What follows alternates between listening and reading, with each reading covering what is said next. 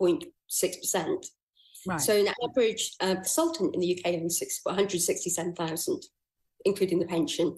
So, I mean, and so I am mixed, but I do think on balance, I agree with them. Yeah. Oh, wow. And just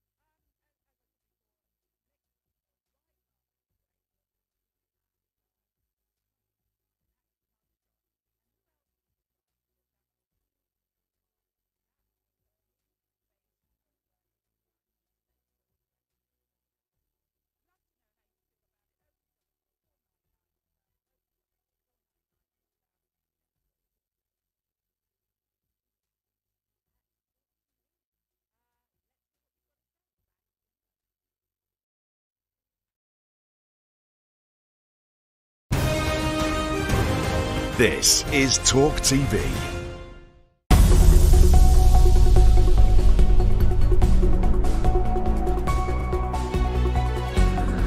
Straight talking, no nonsense, and annoying all the right people. This is TalkTV.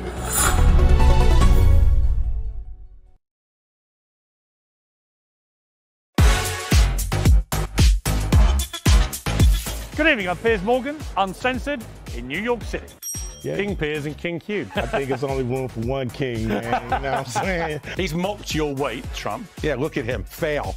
Stop working. Just because they're skin folk don't mean they're kin folk. Do you believe you can win this war? You're making me cry again. They're trying to force you out. Yes, I feel betrayed. Keep it award-winning. Mwah. Hugh Edwards has been revealed as the presenter at the centre of the BBC scandal. He is the most important television presenter on the BBC that we pay for. Whatever torture he may have been going through, in some way is an excuse for what appears to be an abuse of power. When they first got together, there were press stories, weighty Katie. That would make her a better Princess of Wales, because you're not just marrying the man, you're marrying the job. That resonates with people. Ghislaine Maxwell agreed to be interviewed for the very first time. I honestly wish I'd never met him. The Conservative Party can certainly win the next election. Can we? Yes. Labour 29 points ahead in the polls. Can we? Did he say, yes, I have taken drugs and they bent the rules, or lied on the visa application form and therefore got it?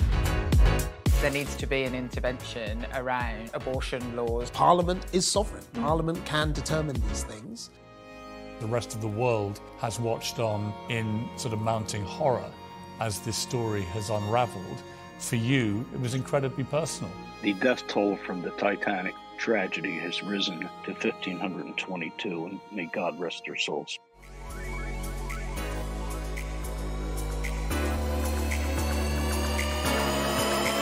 Let it roll.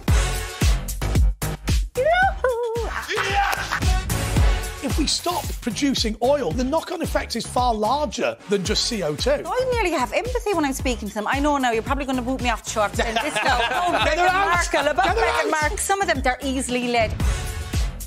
You can kiss my American ass. Thank you very much. Very nice of you. Twitter, you sons of... Can you please reinstate my account? Yeah, Thank you. There's a threat that you'd be worried about. So are you saying that you're being overwhelmed, that you're inundated? We are really working hard for you. We're just asking patients to be patient with us. What is a woman, me? You weren't asked to give evidence to the grand jury. I'm the only one that has been telling the truth. You don't drink, never taken drugs. You're stinking rich. Should we be concerned, Prime Minister? If it's on your mind, it's on TalkTV. It's about you and your opinions. If you're thinking about it, We're talking about it. It's all about me. That was a joke.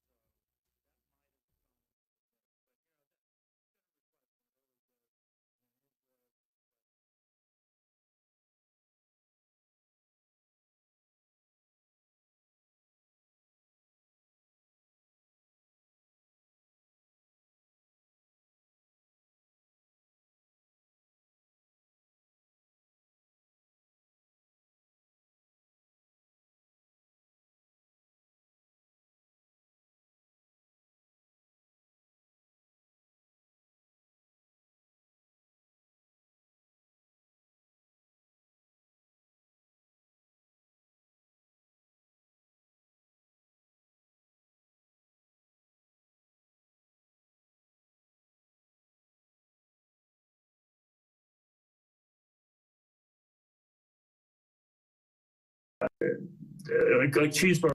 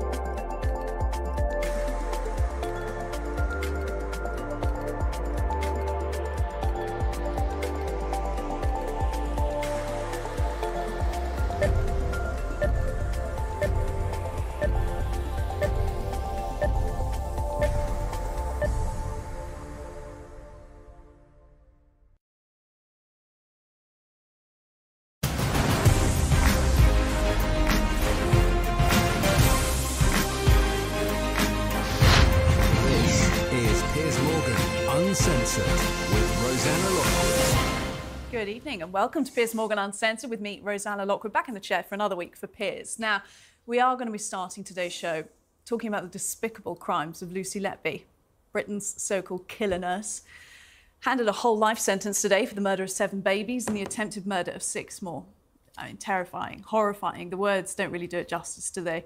It's understandable why so many of us are interested in this case and why it's raised so many debates about the death penalty and her refusal to appear in court for her sentencing.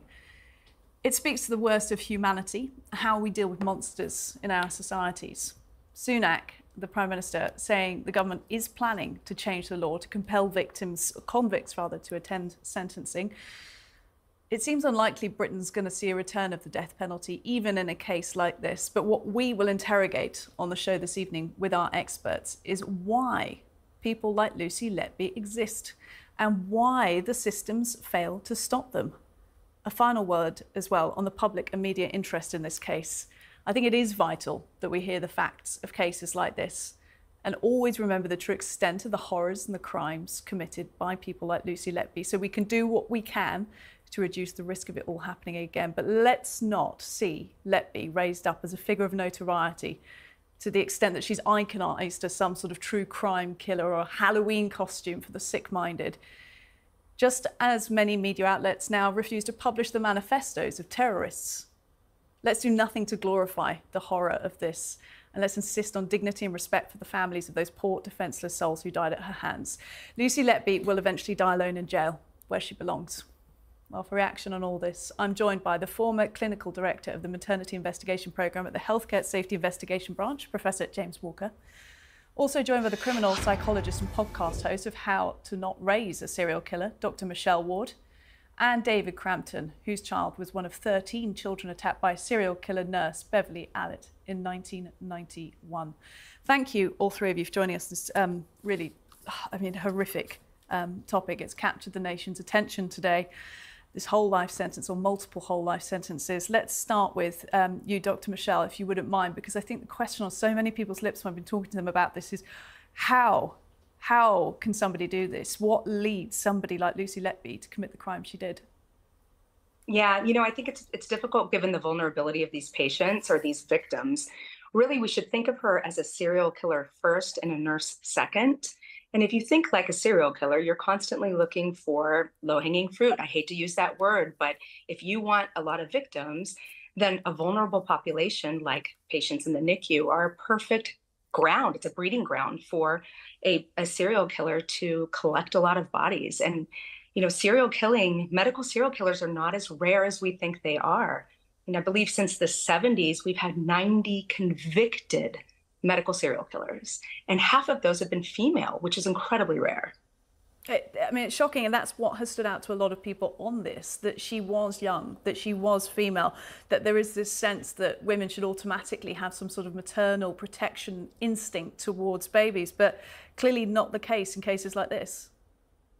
That's right. And if you look at a psychopath, and clearly she is, you can actually measure parts of their brain that not only are different morphologically, they're different sizes. The amygdala in a psychopath is often shriveled. You just don't have the ability to feel all of those parts that make us human: empathy, remorse, guilt. So if you happen to be an antisocial psychopath and your goal is to kill people, that's what you're going to see. Now, the fact that they are female, I think if you are a female psychopath drawn to serial killing, a medical profession might be the exact place you find yourself to get your victims. There was one in your country, Jolly Jane Topin, very famous nurse who killed a ton of patients, and she called it voluptuous delight that she would get as she watched them die. That's absolutely hideous. And, there have been notable cases in the US, but as you say, we have our own here in the UK, one of which was Beverly Allitt, the killing spree back in 1991. David, coming to you. Your son, poisoned with insulin, survived. This case must have been very, very difficult for you the last few months watching it unfold. Yeah, it certainly brings back some memories. Of course, my memories are based on the fact that Paul is well, married and now has a family of his own. So I can look back on things much more dispassionately than some other poor, unfortunate parents of the victims of Allitt. In that sense, when you've seen what are being called the failings of the various sort of red flags that were raised at the hospital where Lucy Letby worked and the chances that were overlooked to stop her behaviour, what was that like, seeing that happening in terms of preventing another Beverly Allitt from happening? Well, Beverly Allitt, there was an inquiry carried out immediately after the criminal case. It was a closed inquiry. The then Secretary of State for Health said it should be a closed inquiry rather than a public inquiry. The reason for that, given for that, was it was felt that people at the inquiry would speak more freely if they were in a private setting, something I didn't accept at the time and argued against. I think probably a very interesting point was that I gave evidence at the inquiry. And one of the points I gave or asked the inquiry to consider is remove Allitt from the picture for a few moments and consider if these children's unexplained collapses had been the result of some other cause, for instance, probably a hitherto unknown hospital-acquired infection. What this actually showed in the 59-day period of these sudden and unexpected children's collapses was the inability of the system to respond to a developing crisis. Now, sadly, that evidence did not appear in the final report as a recommendation. There were recommendations, of course, about how people are employed, but I felt that was a very important point that was missed, and that is the ability for the system, the hospital authorities rather, to respond to a developing crisis. Are you disappointed then with what has happened in the way that the Letby saga has played out in terms of the way things were overlooked? Yes, although I think things were flagged, weren't they, by some of the staff in the hospital. I think the point there really is that I think it's quite difficult, although you can weed people out with employment processes, it would be quite difficult to stop someone with some malevolent intent. It's about making sure that doesn't become a series of crimes and indeed deaths in both the Allitt and the Letby case and harm to others. Really useful to get your insights, David. Thank you. I'm going to come to the studio now and speak to our professor who joins us. And you, part of sort of clinical investigations is something that you look at, the monitoring, the oversight. We just heard from David about what happened with Beverly Allitt and the investigation and the inquiry and why there were parts he disagreed with in that. What was the main oversight in the Letby situation that has allowed what happened to happen? Well, I think the main problem, there wasn't oversight. I mean, the paediatricians flagged up a concern they had, but then nothing else was done. And what's required at that point is an independent investigation to find out if there's anything valid in the concerns they had. I mean, what David pointed out is two things. One is that this is yet another example of something that happened before. But also, it's not just in a situation like this, which is horrendous, where someone has purposely taken the lives of babies. It may be other causes of baby collapses which should be flagged up as a series and investigated. And if this had been investigated quickly and early, then some of these babies may have been saved. Talk to us a little bit about how complex it is to identify those risk cases with babies in these very sort of difficult situations early on in life, you know, and certainly not seeking to blame many of the doctors and nurses that did raise the alarm, because how difficult is it to tell when a baby is really, you know, in true distress and may have been injected with something versus, you know, maybe just one that's sick? Well, the problem is that it's difficult sometimes, but I think in this case, several of these babies were not sick, and their collapse was therefore unexpected. So that was a red flag which was produced by the paediatricians. The other thing is the number of them, that they normally only had 3 deaths of this sort in a year, and they had 3 within a period of about 2 weeks. So that was a flag which would have them concerned, and they did look at that. But a cluster like that is not necessarily that unusual. But once you get to 10 within a short period of time, then that's a major concern. So an investigation is required, even though you don't suspect one individual, but there's something going on which is unusual and therefore should be investigated. What about the existing management structures within the NHS strikes you as needing reform at this point, based on this case? The main problem is that the escalation went to the executive. Now, the executive are put in place as managers of the processes, but they're not necessarily skilled in investigation or understanding the risk of patient safety. So what they should then do is respond by bringing in people who can give an independent investigation of patient safety with the relevant skills and training, because very few hospitals have that sort of level of skill within them to do it themselves. So it's the importance to realise something has to be done. There's a risk being flagged. Let's look at this more closely. And we often hear this scandals in various different sectors of society, you know, internal versus external investigations. When it comes to hospitals and clinical care, what does that mean in terms of who are these external investigators that come in? Well, the problem a lot of the time external investigators may be other clinicians, which are often brought in by people who know them to look at the hospital, and they're not necessarily the right people either, because they don't have the right skills.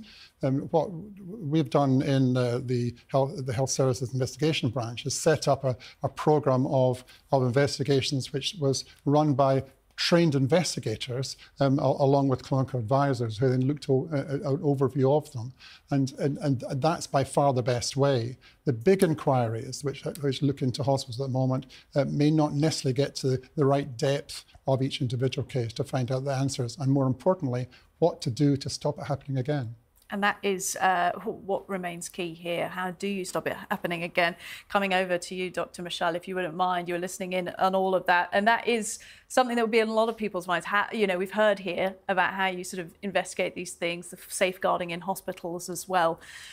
Can you give our viewers any reassurance about how you do stop stuff like this happening from a psychological perspective? There are researchers who study this, and they have found some patterns that, you know, algorithms can be built upon. Often they take the night shift. They often are in the room when the fetal demise happens or the baby dies. And I think if you look at it from those risk factors and, you know, as you guys were just speaking about, looking at when there is some sort of change in a statistical frequency and pay attention to it, a lot of times, at least in the United States, the hospitals just kind of quietly fire the healthcare provider, don't raise any alarms about it, and then they go on to work in another facility. And they do this so that they can kind of shirk any sort of liability. I mean, you don't want people coming in and looking at your hiring practices and your training practices. So we see that happening here, but there are signs. There's a doctor, I think his name is Kin, who studies this and said that there are very clear patterns. And the two that come to mind are they're always in the room when the baby dies because they want to see it.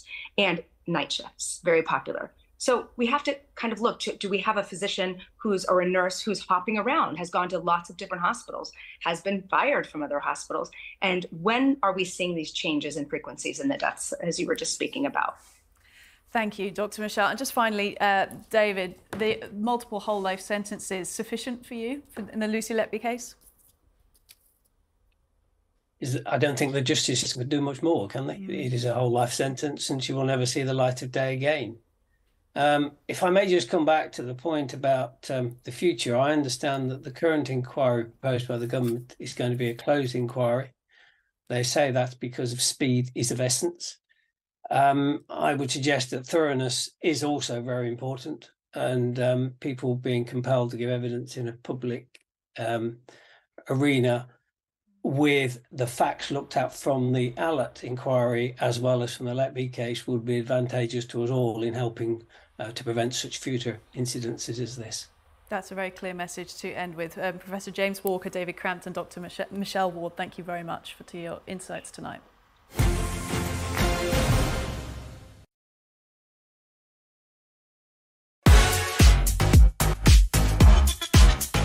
Good evening, I'm Piers Morgan, uncensored in New York City. Yeah. King Piers and King Q. I think it's only room for one king, man. You know what I'm saying? He's mocked your weight, Trump. Yeah, look at him. Fail. Stop working. Just because they're skin folk don't mean they're kin folk. Do you believe you can win this war? He's making me cry again. They're trying to force you out. Yes, I feel betrayed. Keep it award-winning. Mwah. Hugh Edwards has been revealed as the presenter at the centre of the BBC scandal. He is the most important television presenter on the BBC that we pay for. Whatever torture he may have been going through, in some way is an excuse for what appears to be an abuse of power. When they first got together, there were press stories, weighty Katie. That would make her a better Princess of Wales, because you're not just marrying the man, you're marrying the job. That resonates with people. Ghislaine Maxwell agreed to be interviewed for the very first time. I honestly wish I'd never met him. The Conservative Party can certainly win the next election. Can we? Yes. Labour 29 points ahead in the polls. Can we? Did he say, yes, I have taken drugs and they bent the rules, or lied on the visa application form and therefore got it? There needs to be an intervention around abortion laws. Parliament is sovereign. Parliament can determine these things. The rest of the world has watched on in sort of mounting horror as this story has unravelled. For you, it was incredibly personal. The death toll from the Titanic tragedy has risen to 1,522, and may God rest their souls.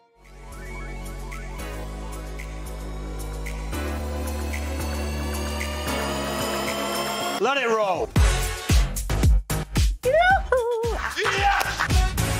If we stop producing oil, the knock-on effect is far larger than just CO2. I nearly have empathy when I'm speaking to them. I know now you're probably going to boot me off the show after saying this now. Oh, Meghan Markle, about Meghan Markle. Some of them, they're easily led. You can kiss my American ass. Thank you very much. Very nice of you. Twitter, you sons of Can you please reinstate my account? Yeah, Thank you. There's a threat that you'd be worried about. So are you saying that you're being overwhelmed, that you're inundated? We are really working hard for you, and we're just asking patients to be patient with us. What is a woman, me? You weren't asked to give evidence to the grand jury. I'm the only one that has been telling the truth. You don't drink, never taken drugs. You're stinking rich. Should we be concerned, Prime Minister? If it's on your mind, it's on TalkTV. It's about you and your opinions. If you're thinking about it, we're talking about it. It's all about me. That was a joke.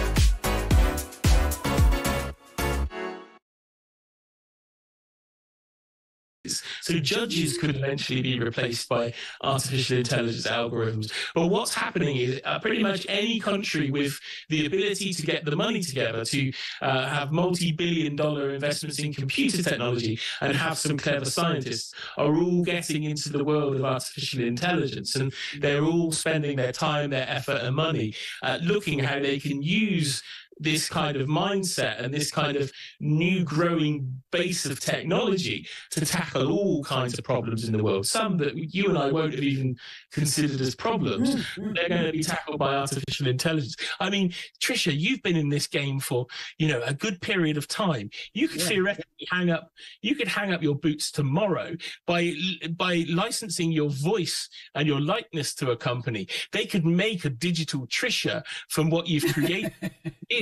And you could sit there and rake in the cash while somebody is using Bruce Willis did it. Bruce Willis has done it. And didn't Harrison Ford as well? Well, there was the suggestion. Bruce Willis's family denied that he actually did that. Oh, they did? There was the fact that Bruce Willis, after his medical diagnosis, appeared in adverts as himself and his classic likeness and his voice, wisecracking in jokes. I think it was for a Russian telecoms company, actually.